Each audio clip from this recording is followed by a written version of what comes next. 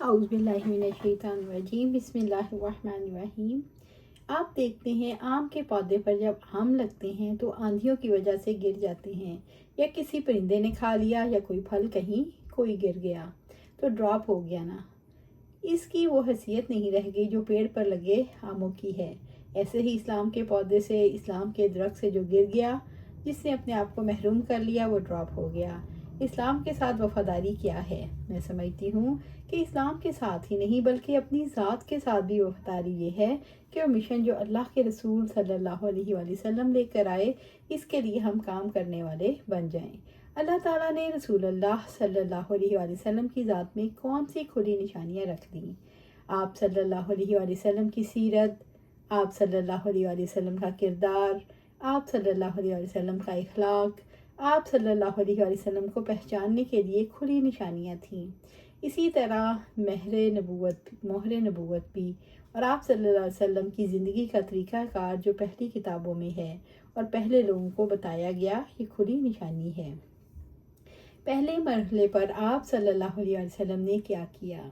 آپ صلی اللہ علیہ وسلم نے اسلام کی دعوت دی، خود قبول کیا اور دوسروں کے لیے دروازہ اوپن کر دیا کہ آ جاؤ، آپ بھی آ جاؤ، جہاں میں ہوں بڑے امن میں ہوں، تم بھی امن پا جاؤ، ایمان لے آؤ، جہاں میں ہوں سلامت ہوں، تم بھی ایمان لے آؤ، سلامت ہو جاؤ۔ اور اگر اس کے لیے مشکلات کا سامنا کرنے پڑے تو کیا فرق پڑتا ہے؟ جب ایک شخص کو پتا ہو مجھے قیمتی ترین متاع تھوڑی کوشش کے بعد ملے گی تو وہ کیا کرتا ہے؟ وہ ساری رکاوٹیں عبور کر کے وہاں تک پہنچ جاتا ہے۔ اور اللہ تعالیٰ کا فیصلہ کیا ہے کہ وہ اپنا نور پھیلا کر رہے گا۔ اسلام کی روشنی پھیلانے کے لیے ہمارا خون پسینہ، ہماری زندگیاں، ہمارا مال نہ بھی لگا تو اللہ تعالیٰ کا یہ پروگرام، اللہ تعالیٰ کا یہ فیصلہ، اللہ تعالیٰ کا یہ کام ہو جانا ہے۔ اللہ تعالیٰ نے اپنے بندوں سے یہ کام لے لینا ہے۔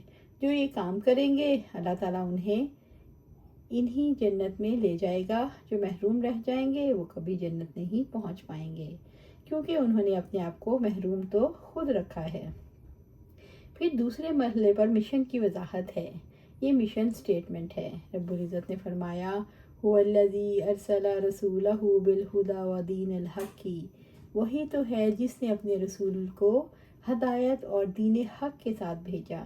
اس آیت میں دو چیزیں اہم ہیں، ہدایت اور دین حق، یعنی رہنمائی بھی ہے اور دوسری طرف ٹیکسٹ بھی موجود ہے۔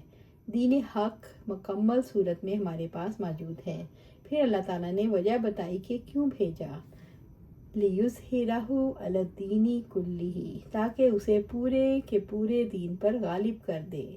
دنیا میں جو کوئی سیاست میں، معیشت میں، معاشرت میں، قانون میں، اپنی انفرادی زندگی میں، اپنی محفلوں میں، جہاں کہیں بھی اللہ تعالیٰ کے دائرے سے ہٹا ہوا ہے تو اس کے لیے اللہ تعالیٰ کیا فرماتے ہیں؟ کسی اور کی رہنمائی نہیں، کسی اور کا طریقہ نہیں، صرف اسی ایک اللہ کا طریقہ ہے۔ کیا یہ دین محض خواہش سے غالب ہو جائے گا؟ خواہش سے نہیں ہوگا بلکہ عمل سے ہوگا۔ خواہش اگر نہیں ہوگی تو عمل کہاں سے ہوگا؟ خواہش پہلے درجے کی بات ہے، لیکن خواہش سے آگے بھی بہت کچھ ہے۔ ستاروں سے آگے جہاں اور بھی ہیں، ابھی عشق کے امتحان اور بھی ہیں۔ اس کا تقاضا صرف خواہش کرنا نہیں بلکہ عمل سے ثبوت دینا ہے۔ لہٰذا اگلا کام کیا ہے؟ اللہ سبحانہ تعالیٰ فرماتے ہیں، وَلَوْ كَرِهَ الْمُشْرِكُونَ، اگرچہ مشرکوں کو ناپسند ہو۔ تو اللہ سبحانہ تعالیٰ سے دعا ہے ہمیں قرآن و سنت پر عمل کرنے کی توفیق دے، اس پر جمع دے اور جنت الفردوس کے اعلیٰ مقام پر اپنے پاس گھر عطا فرمائے۔ آمین یا رب العالمین۔